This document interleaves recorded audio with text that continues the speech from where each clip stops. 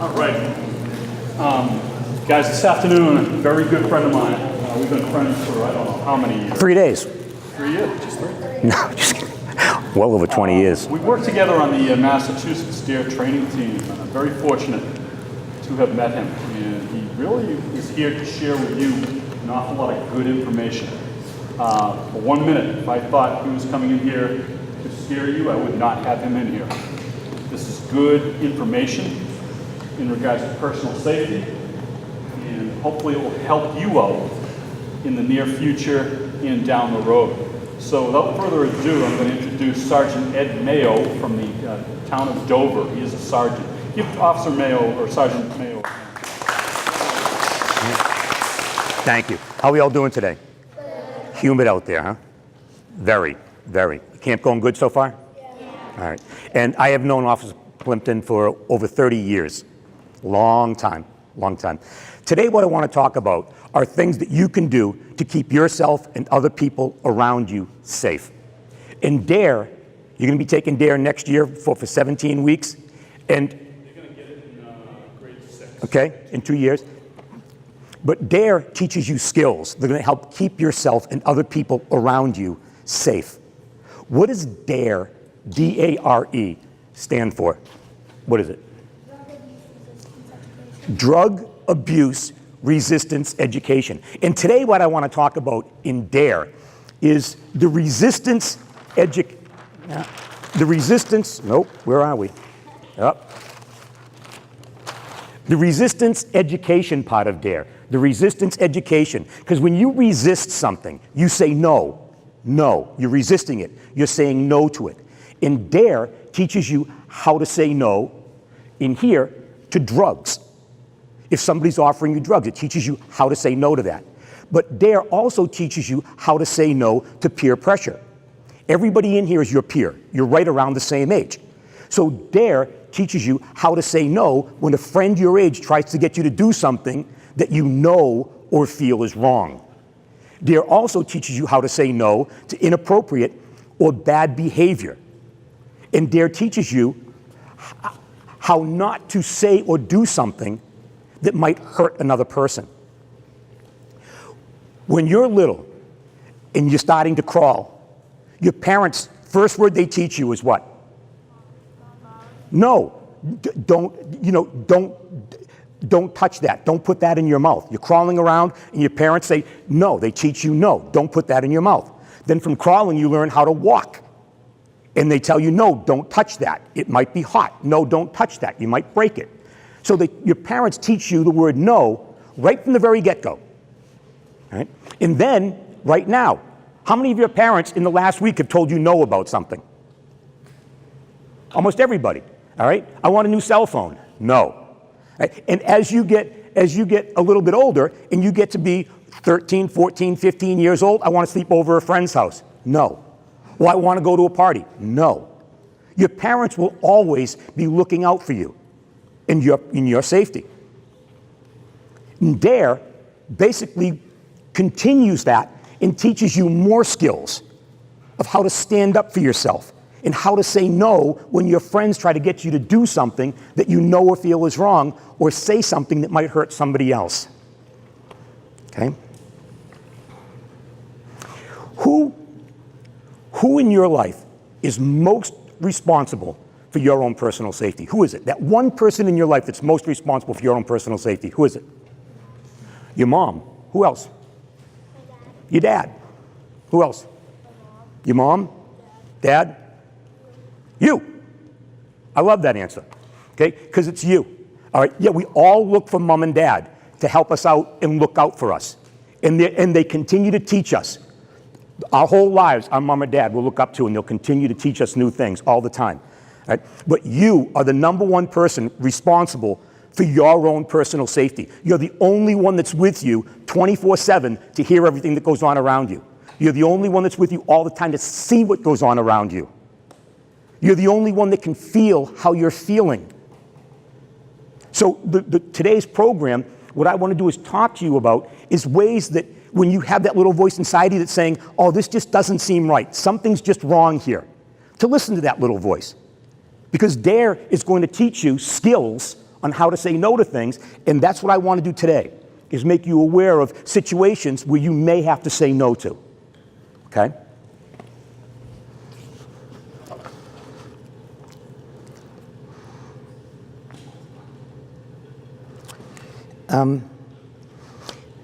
Today we're going to talk about, and nothing I say here is meant to scare you in any way, but today we're going to talk about are things that you can do to say no to a stranger. Somebody that you don't know comes up to you, talks to you, asks you a question, and if you don't feel right about it, ways to say no to it. Now, what is a stranger? Or who is a stranger? Someone that you don't know. That's right, someone that you, and in this way, someone that you or your mom or dad don't know very well is a stranger. Okay? And today, what I want to talk about are ways that strangers may try to trick you into doing something that you know or feel may be wrong.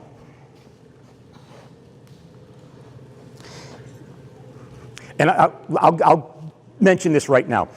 Out of all the strangers out there, there are hundreds of millions of strangers out there. And in your life, you're going to meet millions of strangers yourself. Throughout your life, you'll meet millions of strangers. Out of those millions of strangers, there are very, very few that would try to hurt you in any way. Okay? Now, out of those few that may try to hurt you in any way, they're called sex offenders. Okay? And that's what I want to explain to you. And the reason that I'm mentioning that is a few years ago, I finished this class. And I talked about what a sex offender during the class. And at the end of the class, a boy raised his hand. And he said, "What's a sex offender?"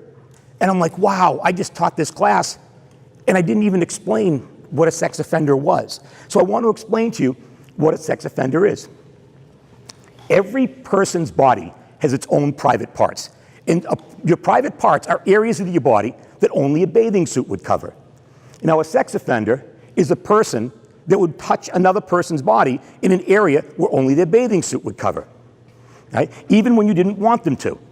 Now, there are different levels of sex offenders. In Massachusetts, there are different levels. There's level 1, level 2, level 3, and then there's people that are going to be in jail for the rest of their life, in prison for the rest of their life. Now, level 1 is someone that just may touch an area of someone's body that they don't want them to. Right? Level 2 is more serious. Level 3, they might go to jail and get out, return back into society. And after that, they just go to prison. They stay there for the rest of their lives. Okay? There was, on the news last week, there was a priest that had just gotten out of prison. He'd been in prison for many years because when I was your age, he was a sex offender molesting little boys in his church. All right? So he went to jail and he was in prison. And they just let him out last week, and now he's returning to society. Do people where he's living know that he's a sex offender living in that neighborhood? Yes, they do. They do. All right? But he's in his 80s now, and they let him out of prison. Okay, so he's a level 3 sex offender. All right, is he allowed to be near children? No, he can't. If he does go near children, what happens? He gets arrested and he gets sent back to jail. Okay? But that's what a sex offender is. It's someone that touches an area of someone's body that only a bathing suit would cover. Okay?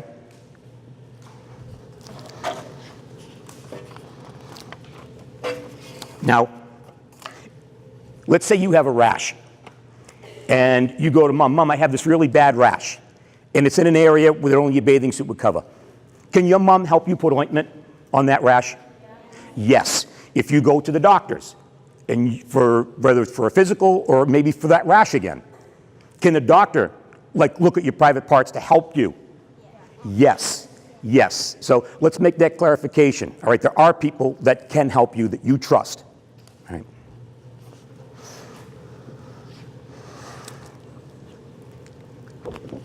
This girl right here, she's walking in the park, right? And a man comes up to her and says, "How are you? Can I help you?" "Nope, I'm all set." Does she look scared? Does she look a little creeped out? Yep. What is the number one mistake this girl is making right now? Number one mistake. Talking to him. Mm-hmm. What else? Not running away. What else? What else? She's alone. She's alone. okay? Her first mistake is she's alone. There's a buddy system. Buddy system. You don't go, when you're your age, you don't go anywhere without a friend, without a buddy. Okay? The buddy system. When a sex offender is looking to nab somebody, grab someone, all right, the first thing they do is they find someone that's alone. And then they're looking for the opportunity, looking around to see if anyone's around, to see if they can grab that person. Okay? So, buddy system. You go somewhere, you go with somebody. Okay? Buddy system. This boy right here. Mom, I'm going with Johnny.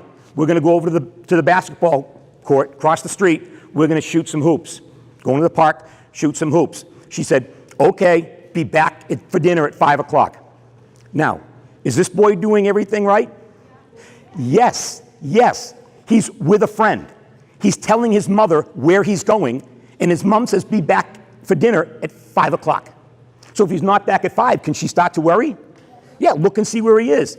He's with a friend. Most important thing, buddy system. Buddy system, telling her where she's going, when he needs to be back.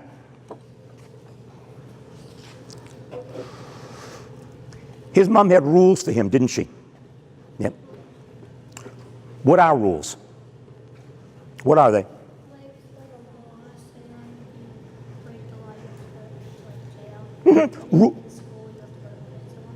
Excellent. Laws and rules are very similar, aren't they?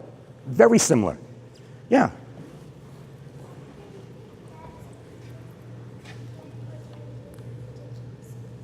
Yeah, yes, to help keep us safe, right? Yes. The rules tell us what to do, what not to do, and how to act appropriately. Good behavior. And they're there to keep us safe. Our mom and dad have rules for us to keep us safe.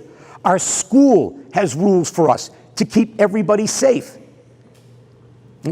What are some rules that your parents have for you at home or in your neighborhood? Don't let more than one person up on my high bed. It's like a bunk bed without the lower bed. All right, so no more than one person up there because someone could fall off, right? Yeah, or because last time I had a bunk bed, the bed collapsed with Too much weight. there. Yeah. Okay. Luckily, no one under it. All right. What else? Like, can I have a cell phone till like age 13, just in case somebody on the internet tries to. No cell phone to age 13? That's awesome. I really like that one. My electronics on Friday afternoon and Saturday. All right, so they limit your use of electronics. Okay? Before you go to a friend's house, you have to ask. You have to ask before you go to a friend's house. Very good. No flips on my trampoline. No what? No flips on my trampoline. No flips in the trampoline. Yeah, what happens? A lot of broken legs on trampolines, huh? Yeah.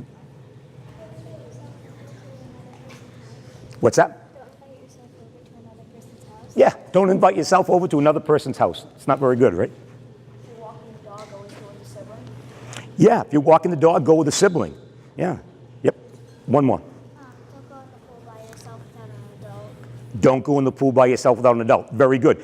Rules to keep us safe. Correct? Yep. All right. Now, if you're a young person and you think that rules don't apply to you, and you don't think you have to do what your mom tells you to do, you don't think you have to do what your dad tells you to do, you don't think you have to do what your grandparents tell you to do, you don't think you have to do what your teacher, your coach, your instructor tells you to do, you're sadly mistaken. Because what might happen to that young boy that thinks that rules don't apply to him, and he gets older, he gets to be 16, 17, 18 years old, what might happen to him? You'll get into trouble. He'll get into trouble, yes. He maybe even go to jail, like you said. We have rules, and we have to follow rules, because rules are kind of like laws. If you learn to follow rules at a very young age, you will have no problem following laws when you get older. None. None. Listen to your parents. When they tell you no, there's a reason they're telling you no. Don't be giving them a hard time. If they don't want you going to a party for some reason, or going over a friend's house for some reason, whatever the situation is, listen to your parents. No is a very important word that you've been taught.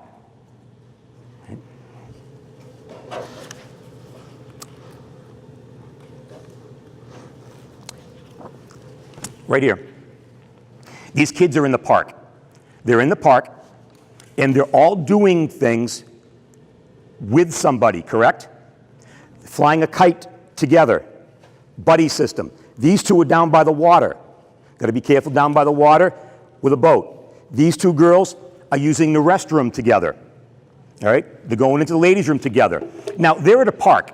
That is a public area at the park. And if there's a restroom at a park, in a public area, whether it's at a park, at a beach, you go to the beach and you're far away from the bathrooms and you have to walk to the bathrooms, you go with somebody. You don't go by yourself.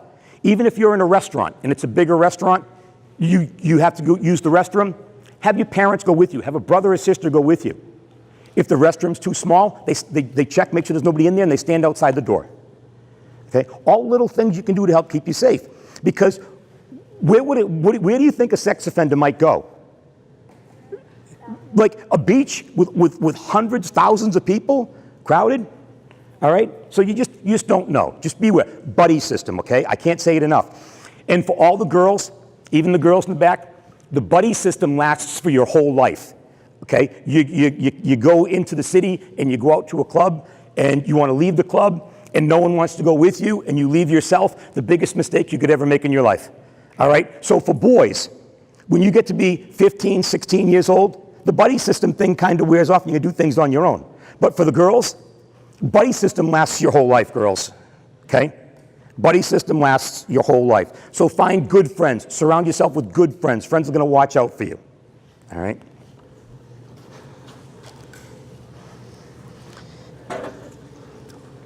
Now let's say you're shooting hoops in your driveway and you see somebody, a stranger, walking around your neighbor's house. And you're like, oh, they're on vacation. They're not home.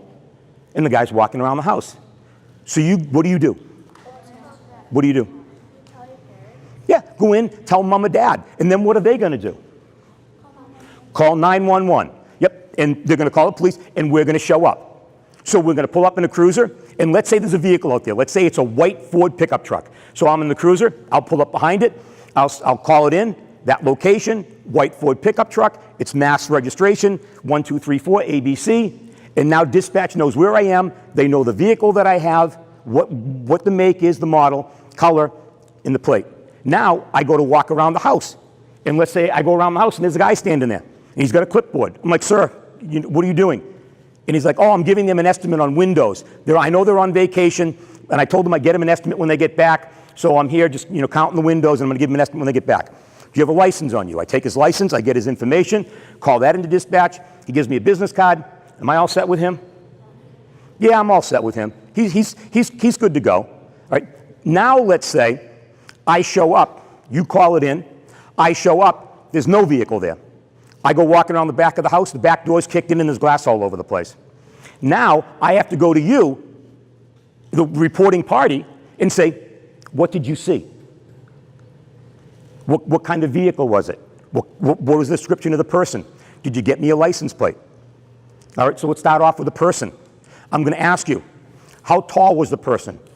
You think they were over 6 feet? Were they tall? Were they short? Were they skinny? Were they heavy? Were they medium build like me? All right. Was it a male or a female? What color was their skin? Was it light? Was it dark? All right, you need to know that. Were they skinny? Were they large? Hair. Did they have short hair, long hair? Was it blonde, brown? Was it black? Did they have any facial hair? Did they have a beard, a mustache? Did they have a shaved head? All things. What were they wearing? What was the shirt color? What were the pants color? How old do you think the person was?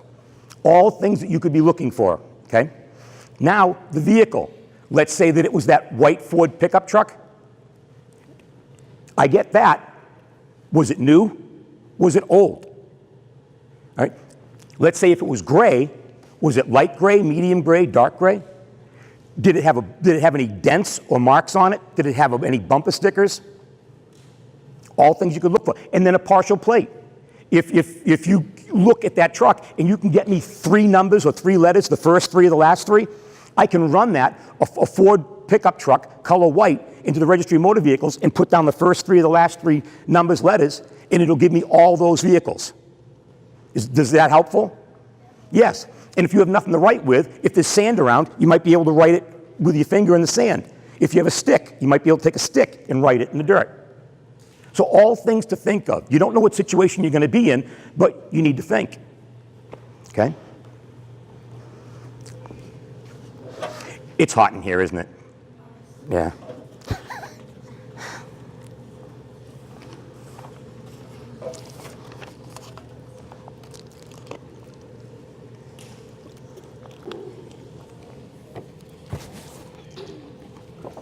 All right, the man in this car.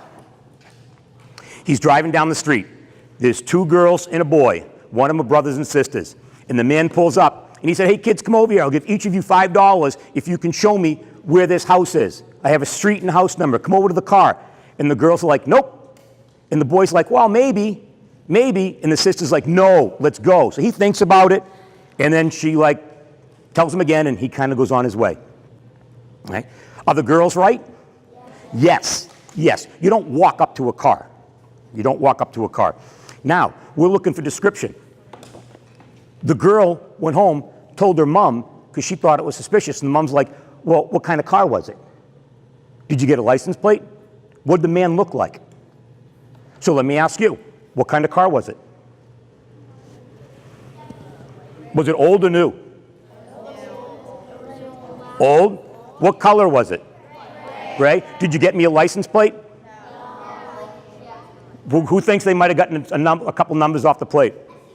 187. 187? Right. How about the man? How old do you think he was? Or just give me a description. He had a big bald spot and then hair, Bald on the top, hair on the sides, and he had a beard. a beard, He was 60 maybe 60. Anybody else? Anybody else want to give it a shot? He looked pretty tall. He was 50 to 60s. Tall, 50 to 60s, He looked pretty thin. maybe thin.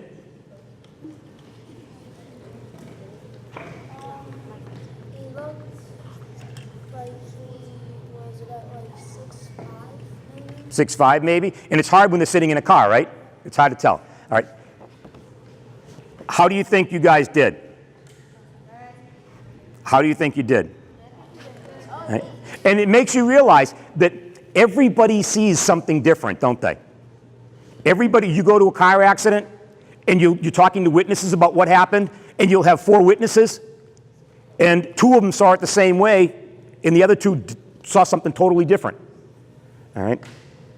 So it can be difficult sometimes.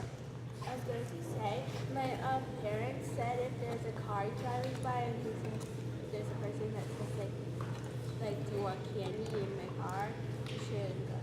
Nope. Yep. Don't ever take anything from a stranger, anybody that you don't know, and stay away from the cars. We're going to be talking about more of this in a minute. So isn't there such thing as a trick, so a stranger was up in the car and said, I gotta go on and they walk up and try to take that they put that person in the car? Yeah, they may try to trick you. They lost a puppy or a dog, and they may try to get you to help them, but they're trying to trick you. All right, we're going to talk about that in a minute. Because this guy here, these kids are walking in the park, brother and sister. The man walks up to them and says, hey, I have a puppy. Puppy really wants to play. Do you want to play with the puppy? Now the sister's like, we don't know him. No, absolutely not. We don't know him. Come on, let's go. And the brother's like, come on, it's a puppy. It's a puppy. And the sister's like, no. Okay, sister goes home, tells mom, and mom says, what did the man look like? I'm going to ask you. He had a brown box, a red puppy, he had a yellow shirt and sort of bluish jeans. So a brown box with the puppy, yellow shirt, And sort of bluish jeans. bluish jeans.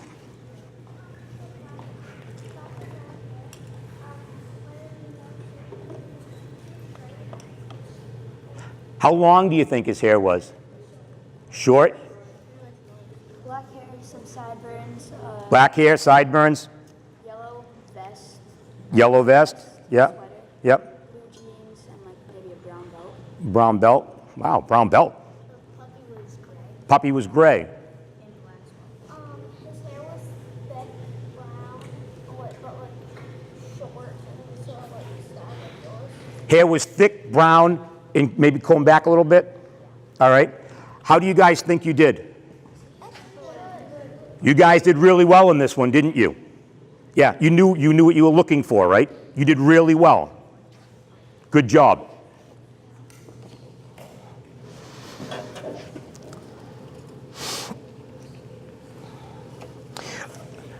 Another thing, when someone drives up, grown-ups ask grown-ups for directions.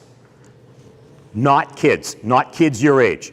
If you're a normal male or a normal adult, you know that you don't ask kids for directions. I know I'm going down the street, and I'm not lost anymore because you actually have the app on your phone, you can get directions. But in the past, I'd see a woman walking or jogging, and I didn't even stop and ask the woman because I didn't want her to think anything or get frightened. So, you know not to ask kids your age for directions. You know that they shouldn't be asking you for help. All right? So repeat after me. Grown-ups ask grown-ups for help. Not children. All right? Grown-ups ask grown-ups for directions. Not children. And I don't mean to downgrade your age saying children, all right? But even teenagers, they shouldn't be asking, okay?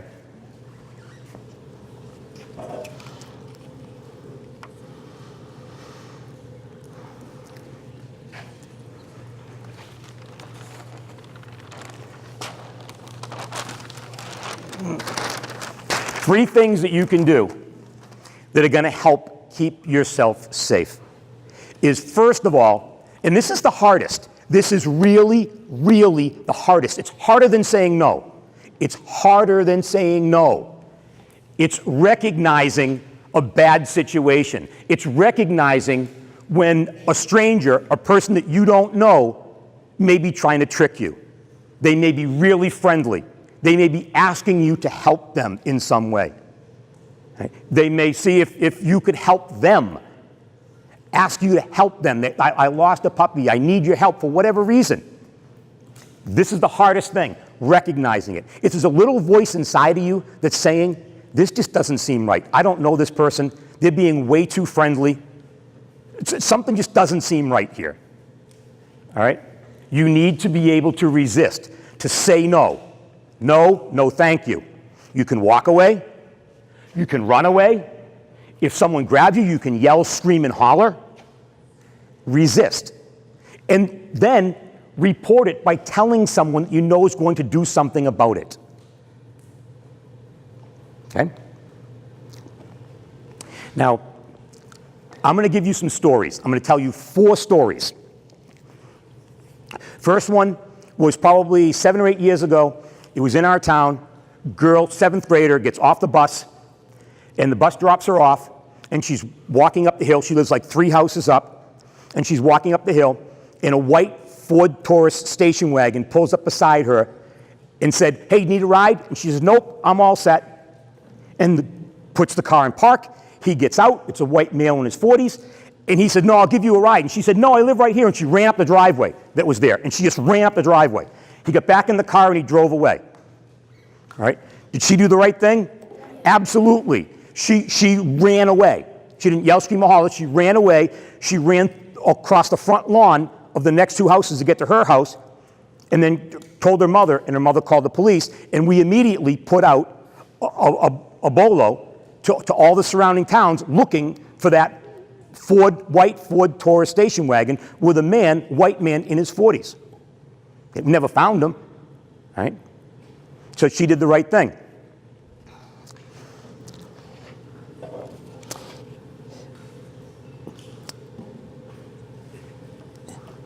Another one, Molly Bish. This happened in 2000. So this happened 17 years ago, right around this time of year. And she was 16 years old. It was Cummings Pond. It was in Warren, Massachusetts, and she was a lifeguard. And her mother dropped her off at 8 o'clock in the morning at the pond. Around 10 o'clock, her mother gets a phone call. Molly never showed up for work. And her mother's like, yes, she did. I dropped her off there. So her mother goes over to the pond. They called the police came, and her mother said there was a man in his 50s, 60s, had like combed back, like whitish hair, and he was sitting in a car smoking a cigarette. And she remembers seeing him. So she gave a description of the car, gave a description of the man, but they never found him. They never found Molly until 3 years later, in 2003, a hunter who was out in the woods came across her body in the woods. And it was about a mile away from the pond, about a mile away from where she was abducted. Now, no one heard Molly scream. No one heard Molly call for help because there were other people that were there, but no one heard her. So the man in this car tricked her somehow to get her to go with him because there was no screaming, there was no hollering, there were no witnesses, there was nothing. Nothing. So they actually had Molly's body, so they were able to bury her, have the services. And in 2009, there was a woman in the hospital, and she was dying. And she said, I need to talk to a police officer because I know who killed Molly Bish. So the police went to the hospital, spoke with the woman, and she said, it was a man I was dating at the time. He borrowed my father's car. So they said, where is he? They said, he's in jail down in Florida. Oh, nice guy, huh? He's in jail down in Florida. So they go down to Florida, and they go to the jail, and they talk to him. And boy, he looks an awful lot like the man that Molly's mother saw sitting in that car smoking a cigarette. They didn't have enough to pin it on him. So they're still looking for evidence today as to who it was, but it's hard sometimes. Another one in a neighborhood, I think this was in Ohio, but a girl, 12-year-old girl, came up missing. Mother called, haven't seen her for hours. So the police start searching the neighborhood. They can't find her anywhere. The next day they go to all the local businesses and they say, please, if you have cameras in your businesses, could you please have somebody check the cameras? If you have anything, with this girl, let us know. So there is this one building, I think it's 2 stories high. They had a camera mounted up on the roof, and they went through and they saw her. And there she was. It was a building 2 stories high, and it shows her, the camera's up on the roof, and it shows her walking like this, past the camera, and it shows her walking around a door, building comes out, around a dumpster, around the corner of the building, and she goes out of sight. Just then, you see the custodian, a man around 30, white male, dressed in a custodian uniform, come walking out of the building, and he goes walking around, walks around the dumpster, walks around the corner of the building, and they're gone for a few minutes. A couple minutes later, here they both come. She's walking right beside him. She's not fighting. He's not even holding her hand. She's walking right beside him. And they walk right back around the corner of the building, around the dumpster, and into the building. Did he trick her? He tricked her. She didn't recognize. And he tricked her. Right? They went and they got the footage. They brought the man into a room. They sat him down. They said, have you seen this girl? He said, no, I have not seen that girl. They said, take another look. Have you seen this girl? Haven't seen this girl. They showed him the footage. He's like, uh-oh. They said, yeah, we have a search warrant for your house. They had a search warrant. Well, they held him there. They went to the house. They found particles of her clothing, some blood. He basically told them where he dumped the body. All right, she wasn't alive anymore. Okay. He said, I'll basically tell you what happened if I don't get the death penalty. He's going to jail for the rest of his life. Okay. But the hardest thing is she didn't recognize. Okay. And the last story, Officer Plimpton and I, when we were teaching D.A.R.E, we were D.A.R.E instructors, and there was another woman police officer, female police officer, that was the D.A.R.E officer in Pittsfield, Massachusetts. And she taught this exact same class to her 6th graders as part of D.A.R.E. 2 weeks after she taught this class, 6th grader gets off the bus, has her backpack, gets off the bus, she's walking down the sidewalk, the bus leaves. Man pulls up in a car. She's walking, man stops, gets out of the car, comes over to her, and says, come on, you're going with me. She's like, no, no. And he said, yes. She's like, no. And so she starts screaming and running, and he reaches out and grabs her by the backpack. What does she do? She does one of these, puts her arms up and keeps running, and she's gone screaming, and the man's standing there holding the backpack. At the intersection, not far away, is a Pittsfield highway truck. And there's 2 workers in the highway truck. They turn the corner as the guy's getting back into the car. They get his license plate number, and they track him down, and they find him. They link him to what I believe was 13 murders of children. 13. All right? She was almost number 14. Okay? So this man will never hurt anybody again. All right? But there are very few bad people out there. But the ones that are bad, they kind of are bad. All right? So what I just want to put into your head and make you understand is recognizing a bad situation. Don't go up to a car. If someone gets out of the car, you're running. You're yelling, screaming, hollering. Okay? Now,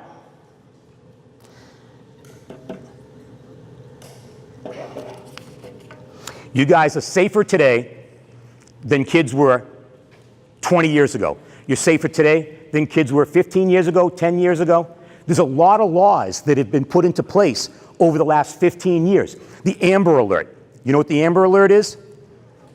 The Amber Alert is putting Amber Hageman, she was murdered by a sex offender, and they thought that if they got a description of the vehicle and a description of the person out quicker, that they could have caught him before he had the opportunity to kill her.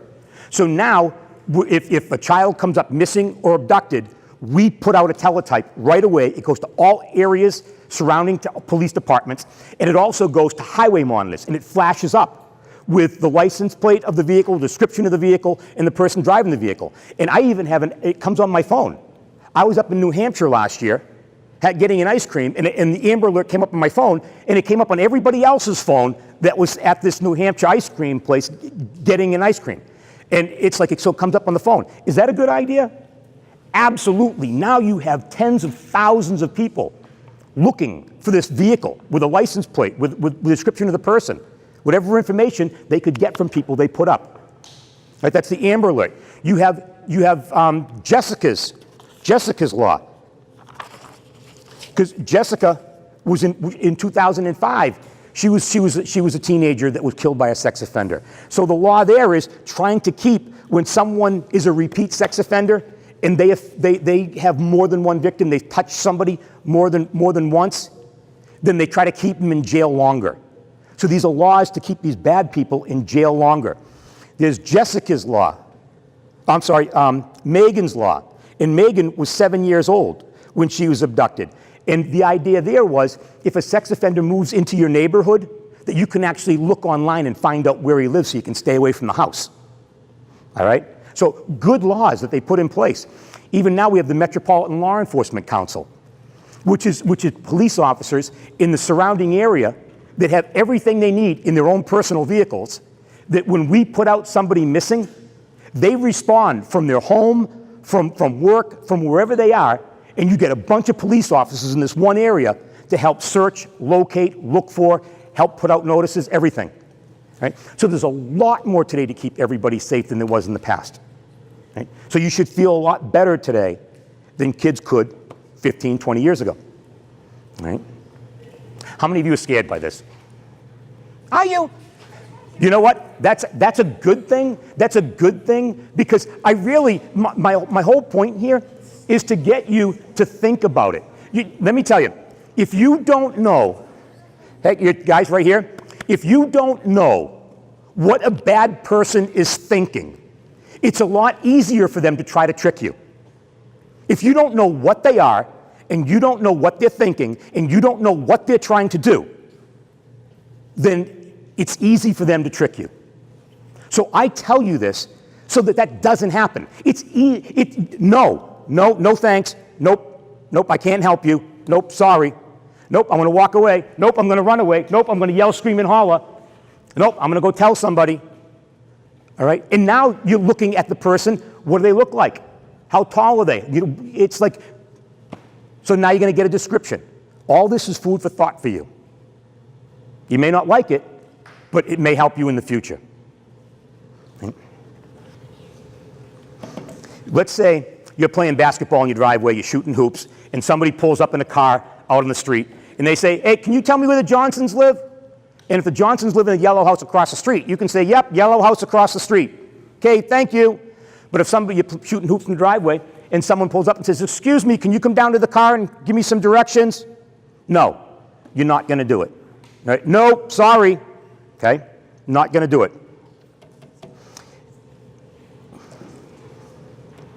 All right, you knowing the rules is going to help keep yourself safe.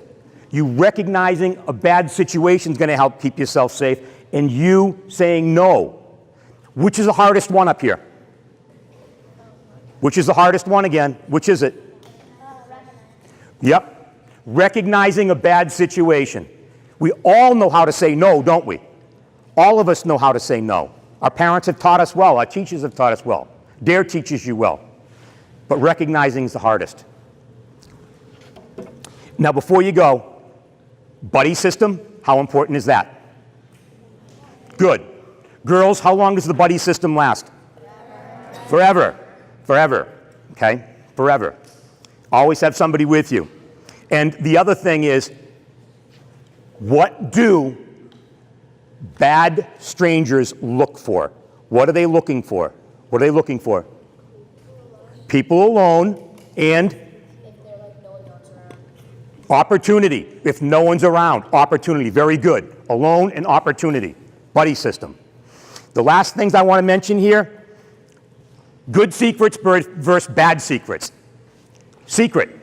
It's Mom's birthday. Dad says, I bought Mom earrings for her birthday.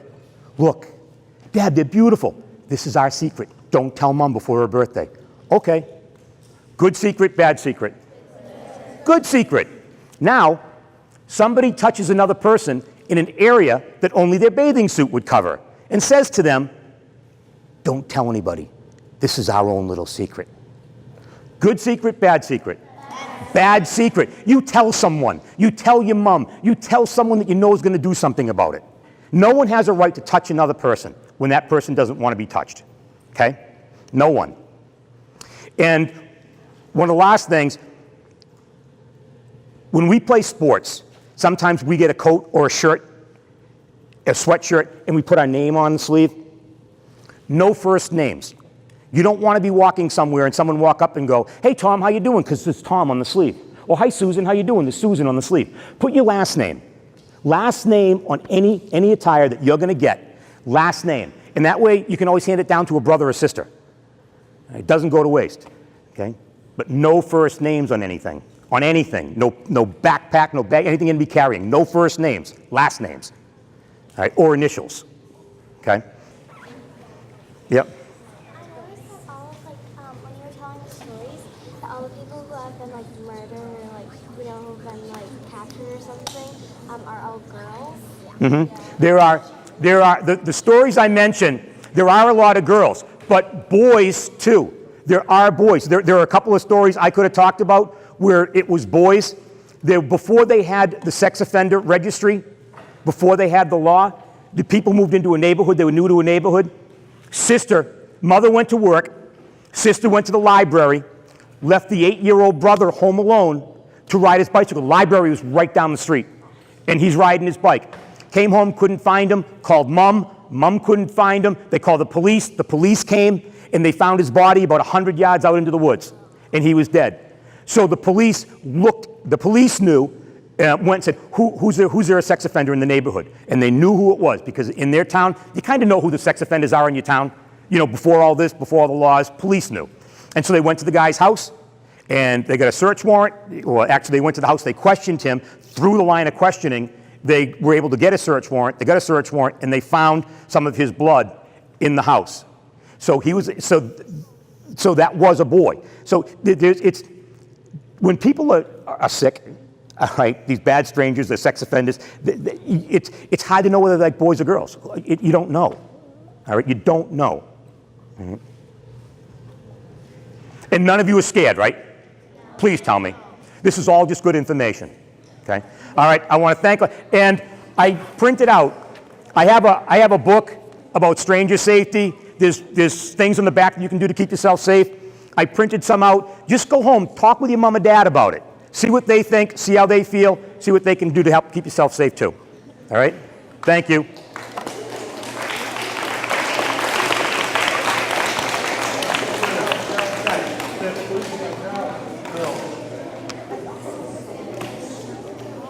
Hear my voice, clap once, clap twice. You know, I don't want you to leave here, like I said, in any panic or fear. I want you to be aware. Be aware. Does this happen in your neighborhoods every single day? Absolutely not. Nope. Can it? It can. Be aware of your surroundings. That buddy system that he talked about, that goes a real long way. I'm telling you, I mean, I've worked in Norfolk a long, long time, and I've had very few incidents. Never had anything where I've dealt with an actual sex offender, okay, and that's in Norfolk. If I talk to other police officers in the other two towns, they would say probably the same. Do we get suspicious cars that show up from time to time? Absolutely. As Sergeant Meau said, get a good description. If you see something that looks out of place, maybe not in the right place, take a good look. Get that license plate.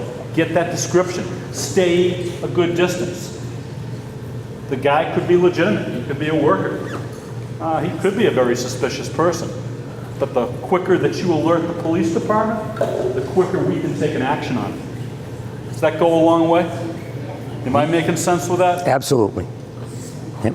I mean, you've worked in Dover now for probably 28 years. Mm-hmm. How many incidents can you think of that's happened in your town where it's a bad situation?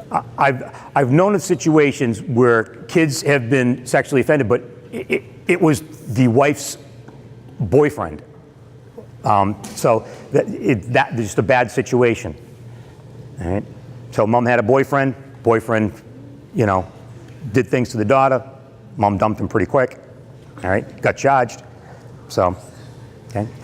If anybody touches you in a way that makes you feel uncomfortable, you tell your mom or tell someone that's going to do something about it, okay? Any questions before we wrap up here today? Anything that's on your mind? I'll tell you what, I thought he did a very nice job of presentation. He made people very much aware. Please give Sergeant Meau a round of applause. Thank you.